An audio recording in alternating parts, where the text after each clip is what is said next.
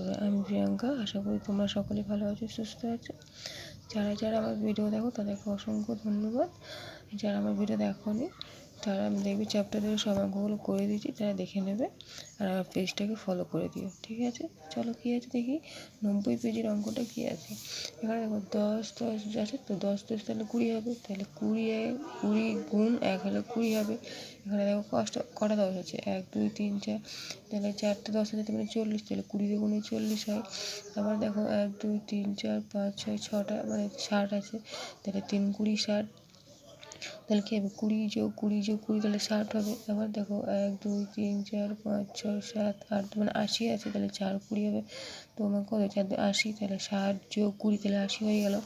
এবার দেখো 1 2 3 4 5 6 7 8 9 10 100 আছে। আমরা জানি যে 5 20 100, তাহলে কী হবে 5 20 100, তাহলে 80 যোগ 20 হলে 100 হয়ে যাবে, ঠিক আছে?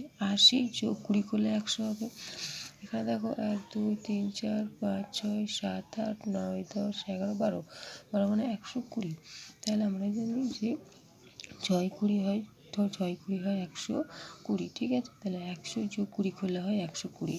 আবার দেখো এটা হয় তোমার 140, তাহলে কী হবে 7 দুগুণে হয় যে 7 দুগুণে 14 আর 0 কমে গেলে 140, তাহলে 20 গুণ 7 হলো, তাহলে 120 যোগ 20 হলে হয় 140। আবার দেখো নিচেটা দেখবে 160 আছে, তো দেখবে 20 গুণ 8, 8 দুগুণে 16 আর একটা 0 নেমে তাহলে 160 হয়ে গেলো, তাহলে 240 যোগ 20 হবে 260। আশা করি এটুকু বুঝতে পারলে কীভাবে হলো।